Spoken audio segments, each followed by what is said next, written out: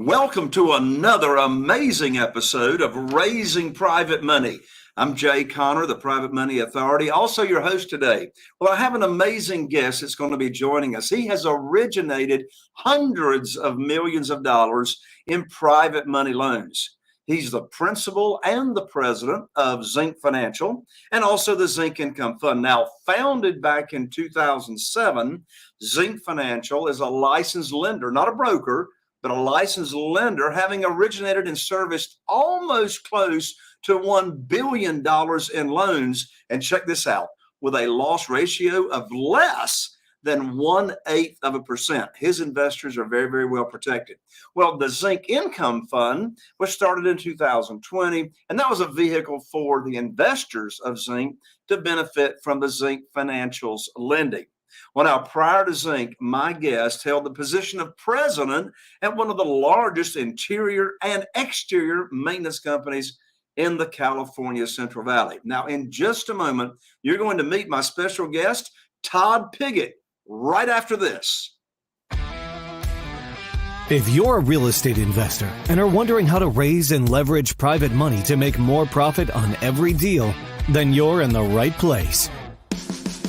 On Raising Private Money, we'll speak with new and seasoned investors to dissect their deals and extract the best tips and strategies to help you get the money, because the money comes first. Now here's your host, Jay Conner.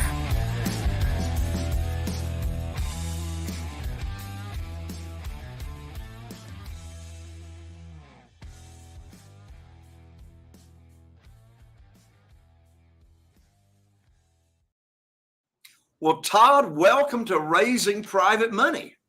Jay, thank you for having me on your program today. It's absolutely a pleasure to be here, and I feel completely honored to be part of your program. Thank you. Absolutely. I'm so glad you are sharing some of your valuable time as president of ZINC. So let's go ahead and dive in. Absolutely. As we were talking before the show started, Raising Private Money has got the podcast, Raising Private Money, has got two audiences that tune in here to the show. Part of our audience are real estate investors, seasoned real estate investors, brand new real estate investors that are looking for funding for their deals. They're looking to raise private money. And also we have other listeners that would like to invest in a fund and et cetera. But, I tell my students and my followers all the time, establish as many relationships as you can with people and companies that can fund your real estate deals. I tell you, one thing that drives me absolutely bonkers and crazy, Todd, is I hear these educators and gurus out there saying, oh, real estate investor, just get the deal under contract. The money will show up. And I want to say, where? Is it like going to be, falling out of the clouds somewhere? And of course, the answer is no. I say the worst time to be looking for funding for a deal, in my opinion, Todd, is when somebody's got a deal under contract and now they're looking for the funding. Do you agree it's like a good idea to get your funding lined up first before you get those deals under contract? So that's a great, great observation. I call that the balloons and confetti syndrome. And what I mean by that is a lot of these promoters out there, I call them self-promoters, will do the books and CDs, and they call it the balloons and confetti syndrome. That will often preach getting the property under contract, getting the contract, getting title and escrow, getting your appraiser, getting all these other things. But the last thing they touch upon is actually the most important thing in the entire equation. That is the capital source. The capital source is absolutely critical and paramount to any real estate transaction. It's more important than the other attributes that are in that transaction. Yes, you need a contractor. Yes, you need an appraiser. Yes, you need a pest control agency.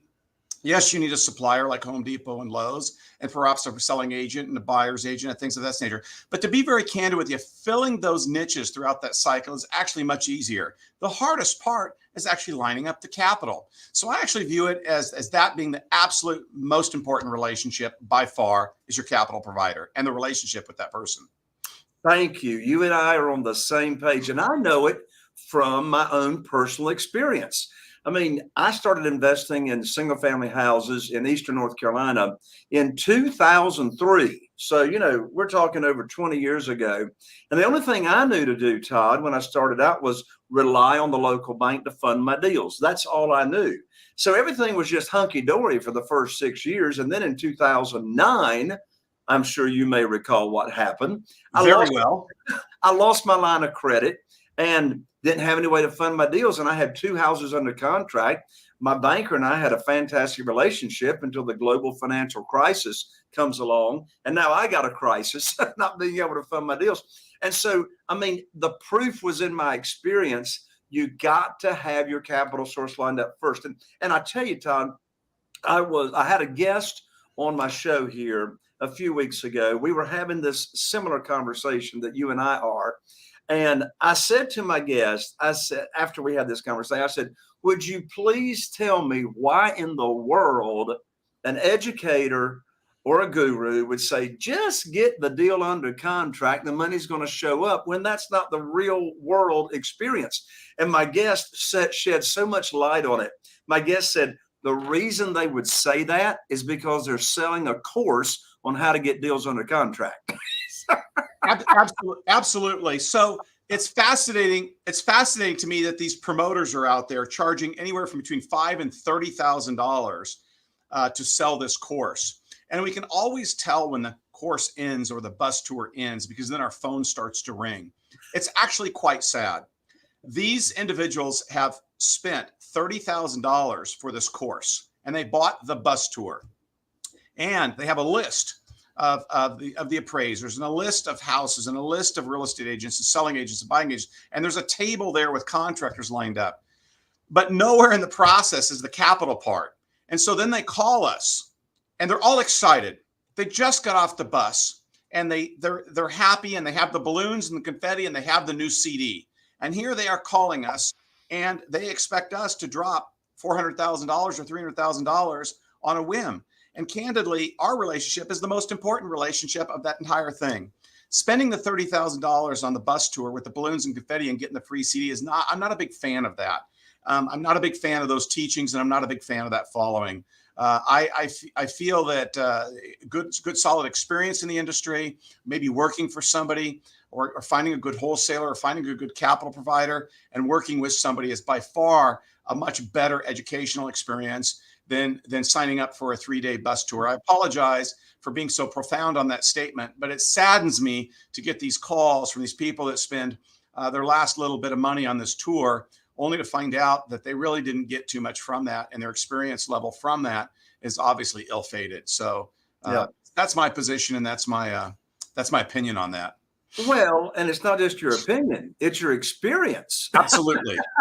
It's your experience. And, that's why I preach all the time, the money comes first. That should be the first focus. I'm just not interested in going out, marketing for deals, getting deals under contract, and I have no idea how in the world that I'm going to fund that deal.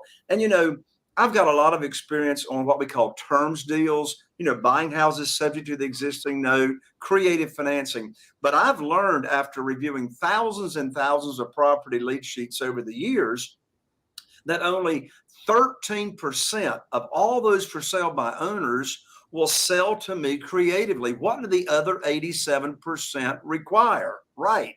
All the money, cash. And that's the real world. I mean, that's the real world. I mean, I tell my students and followers all the time, I say, look, they'll say, Jay, I just don't need any hard money. I don't need any private money.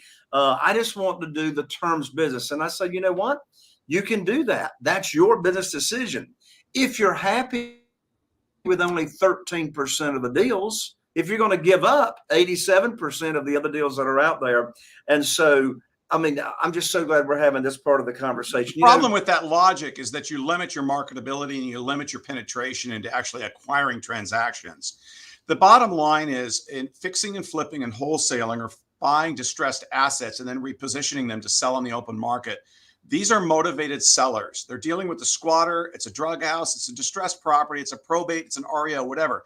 We're dealing with a very motivated seller. And what does that motivated seller want to hear? Cash. No contingencies, close in 15 days. So you have two choices. You're inherently wealthy and that you can fund all of your own transactions yourself, which fantastic, good for you.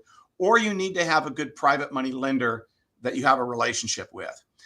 Those sellers that are motivated are not interested in terms. They're not interested in contingencies, and they're not interested in a lot of other hoops that they have to jump for. They want to see an offer from you that is basic in nature, very simplistic to understand, all cash, close in 15 days, no appraisal, no other contingencies, etc. And with that, you need to have two choices: cash on hand or a private money lender. And even if you do have cash on hand, you're always better leveraging your own capital with a private money lender to expand your personal return on equity. So in either case, whether it's your own cash or a private money lender, you'll find that your return on equity is always going to be higher leveraging with a private money lender. Yeah. And you know what we're talking about here, Todd, really emphasizes the point. The worst and most dangerous time, the worst time to be looking to raise capital for your deals is when you need it. Correct. Correct. It's the worst time. The calls that we have that come in here, and again, they're slightly disheartening. I've already got my contractor. I've already got my selling agent. I've already got my title and escrow. I've already got my pest control agency. I've already got my roofer. By the way, I'm set to close in 5 days. I need money now. You know, we are not last to your relationship. We need to be first to your relationship. And that relationship is really, really critical. Without a private money lender like ourselves, or anybody really for that matter, the rest don't even come into play. All of those other relationships that you have in the ultimate transaction are all fee-based. Those people are just getting a fee in order to perform for you. You have to have the capital to even march down those other attributes in your transaction. So having a relationship with a private money lender up front and first is by far your most important relationship. And with that, I do have some advice on that relationship, and I'll be going into that when Jay, you want to discuss that. Sure. So we'll get to that in just a moment. So there are multiple places to get funding from private lenders. I get private money from individuals that I've taught my private lending program, how they can earn high rates of return safely and securely.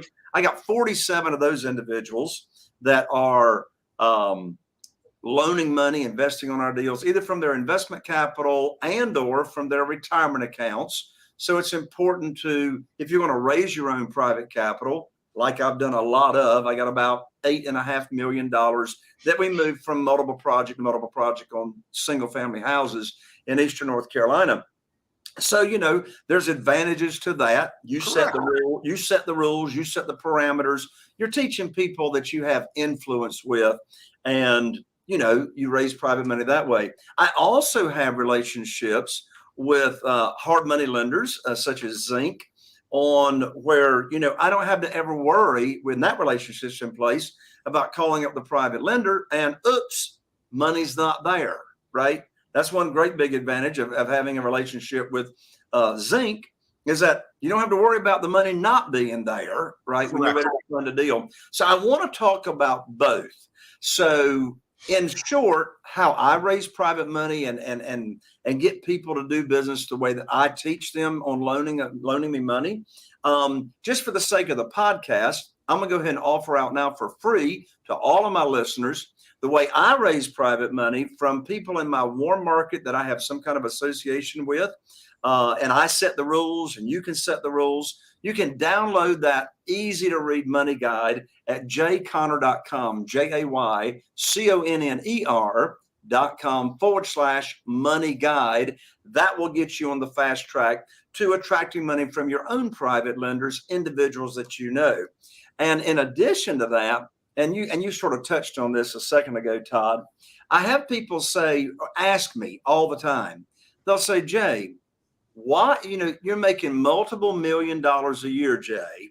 Why are you still using private money from individuals to fund your deals? And that's really a great, fair, and honest question. And here's the answer. When I've got 20 projects going on simultaneously, 20 different single family houses, you know, I don't want to use my own money to fund that. Talk about being real estate rich and cash poor if I got 20 projects going on, you know, simultaneously.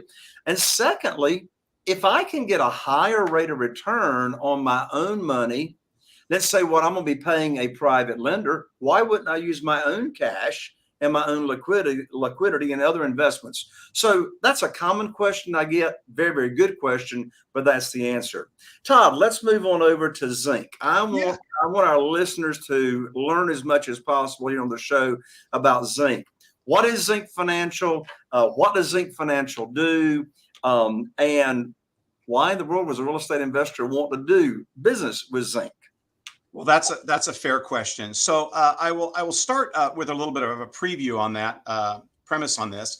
I got my degree in construction and started in the flipping business back in the mid 90s. And I raised money privately as well, mostly from family and friends. And that worked quite well. The problem with during that period is social media was limited, internet, as well as email was relatively limited. So that had kind of a finite grasp.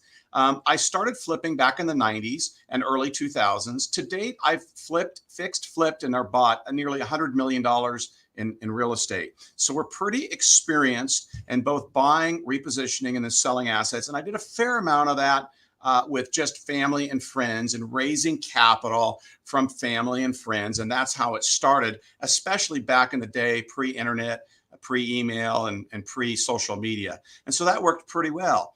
But then I found during the early 2000s that I needed more capital to run my business. And so at that time, I started forming ZINC.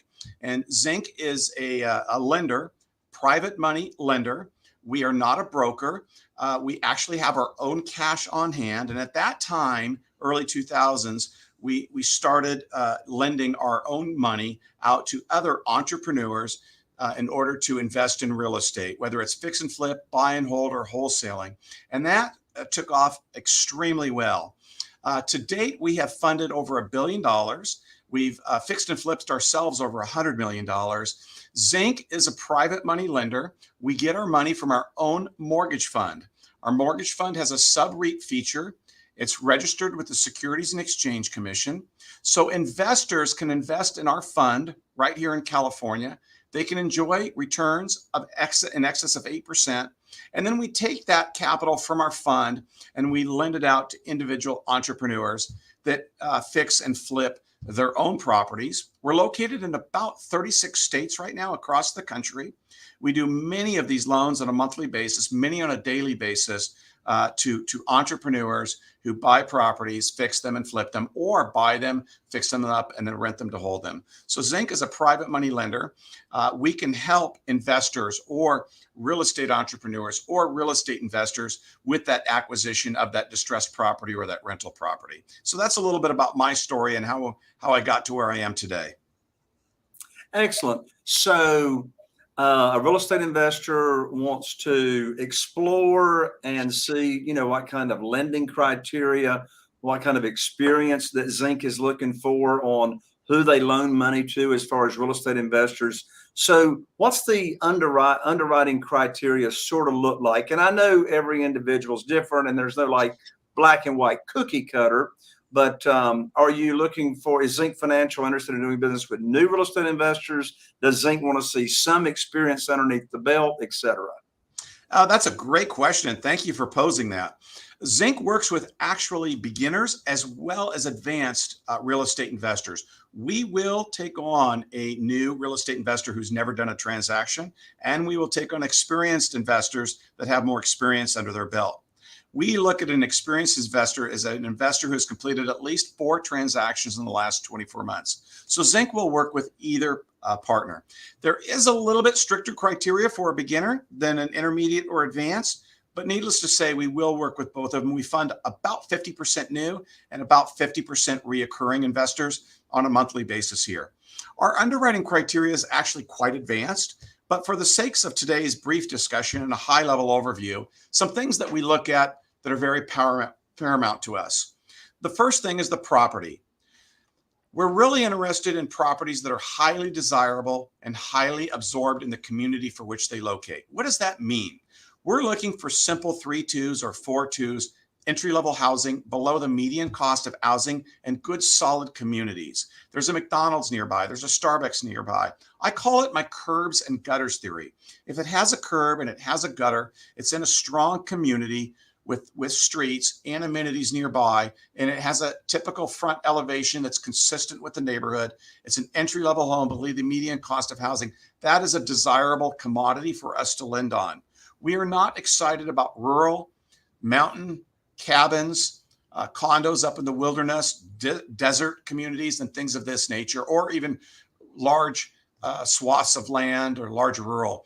These properties are much less desirable and much harder to sell. So the absorption rate for those properties are limited. So number one, we look at the collateral. Number two, we look at the borrower strongly. We do like for the borrower to have solid credit. That's kind of one of our pillars here.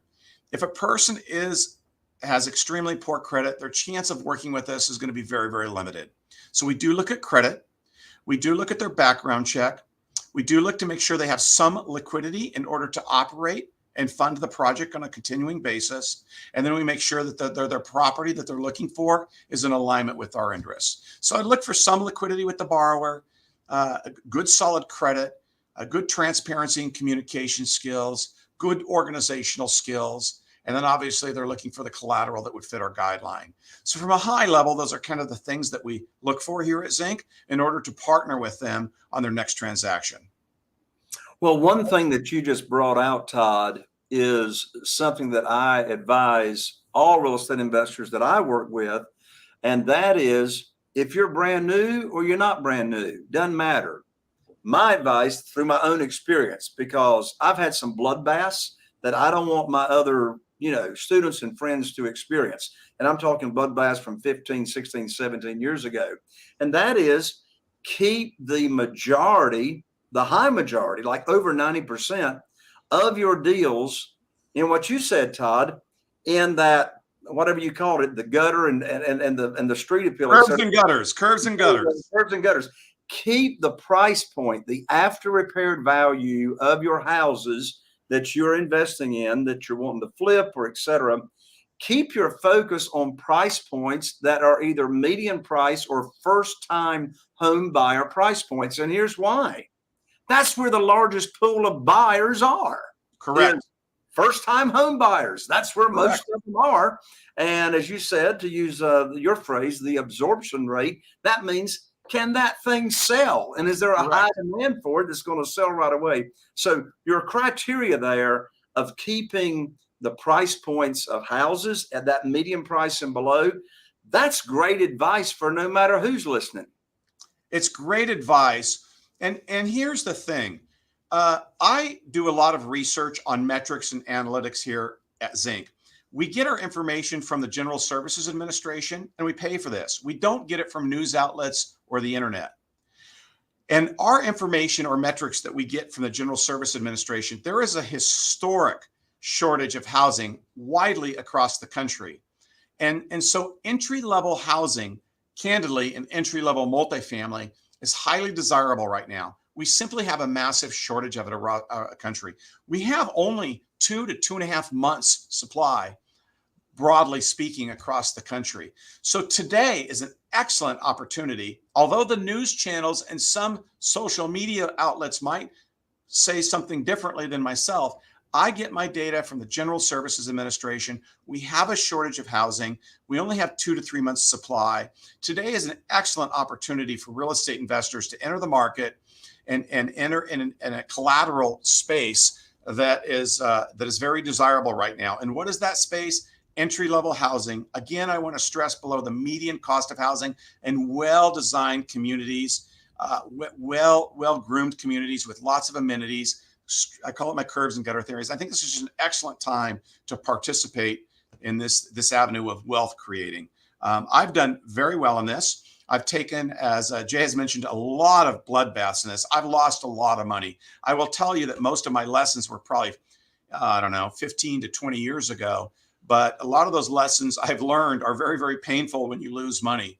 And I've learned not to do properties that are at the higher end of the market because that can change swiftly. Your buying pool is very small, to properties that you might like, but are rural or in bad areas of town or things like this. So I tend to look at the collateral as the number one thing. Location, location, location. Is it in an entry-level community, a desirable community where a first-time buyer or a first-time family would want to move into a newly rehabbed home and start their lives? And so that's where we tend to focus. That's where we stay.